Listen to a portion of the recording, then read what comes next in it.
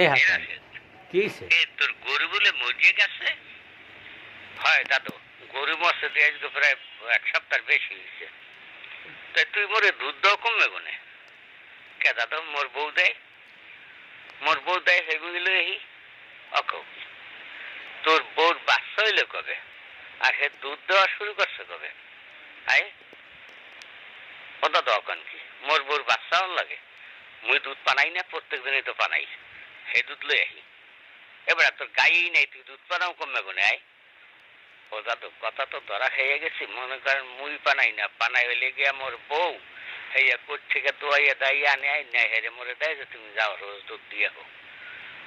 ও তুই পানাইয়া লইয়া হো দুধ, হেয়ে দাও মোরে।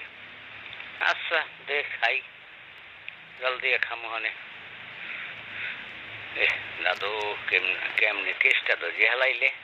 মুই যে বস্তার দুধ মানে পাউডার দুধ গুলাই আনি প্রত্যেক দিন, হ্যাঁ দাদু তো আনলে কেমনে যাই।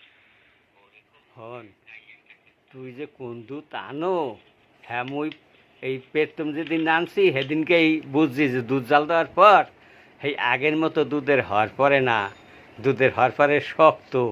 তখনই বুঝছি মনু তুমি পাউডার দুধ গলাই মোরে খাওয়াও। মুই এই কয়দিন ধরি নাই যে দেখি তুমি কি করো।